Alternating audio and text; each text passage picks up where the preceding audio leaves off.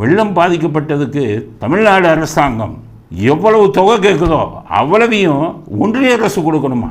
அந்த திமுக கலரை காமிச்சிட்டாமா. திமுகவுடைய ஏஜென்ட்டுங்கிறது ஒன்றிய அரசு. இது என்ன நீங்களாம் கட்சி தேவையா? உங்களுக்கு தைரியம் இல்லாத ஆளுங்களாம் ஏன் வெக்கம் இல்லாமல் கட்சிக்கு வரீங்க? ஓடுங்க. நீங்கள் போய் இந்த 100 கோடியை வாங்கிட்டு 200 கோடி வாங்கிட்டு சினிமாவில் நினச்சிக்கிட்டு இருக்கீங்கன்னா ஆளுங்கட்சிக்கு எதிராக போய் கவர்னரை பார்ப்பாரான். ஆளுங்கட்சிக்கு சர்டிஃபிகேட் வெள்ள நிவாரண நிதிக்கு ஒன்றிய அரசு அவன் சொல்கிறது திராவிட மாடலுடைய லாங்குவேஜ் மொழி.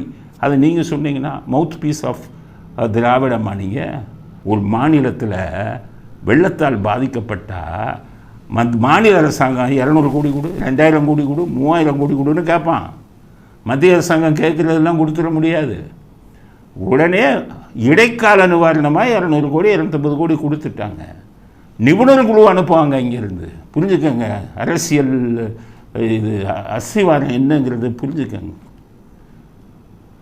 அங்கேருந்து நிபுணர் குழு அனுப்புவாங்க டு அசஸ் த டேமேஜ். அதாவது அதில் பாதிக்கப்பட்ட வெள்ளத்தால் பாதிக்கப்பட்ட இதுக்கு எவ்வளவு இடம் பாதிக்கப்பட்டிருக்கு, அதுக்கு எவ்வளவு நஷ்ட ஈடு அப்படிங்கிறத நிபுணர் குழு வந்து பார்க்கும். நிபுணர் குழு வந்து பார்த்து ரிப்போர்ட்டு கொடுத்தா தான் அந்த ரிப்போர்ட்டின் அடிப்படையில், அந்த அறிக்கையின் அடிப்படையில் மத்திய அரசாங்கம் நஷ்ட இதை கொடுக்கும், இழப்பீடு தொகைன்னு கொடுக்கும். இதுதான் அது. இது சினிமாவில் கோட்லையும் இதுலேயும் நடிச்சுக்கிட்டு இருந்தா இதெல்லாம் எங்கே தெரியும் உங்களுக்கு? இதெல்லாம் தெரியணுமில்ல.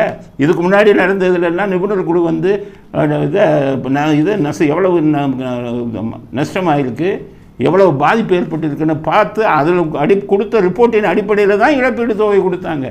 உங்களை மாதிரி அந்த தமிழ்நாடு அரசு கேட்குறதெல்லாம் அப்படியே கொடுக்கணும்னா அரிச்சுவடியே, அரசியல் அரிச்சுவடியே உங்களுக்கு தெரியல. அந்த அளவுக்கு என்ன ஊதுகுழலாக மாறுறீங்களா ஒன்றிய அரசுன்னு சொல்லி மாநில அரசாங்கத்துக்கு?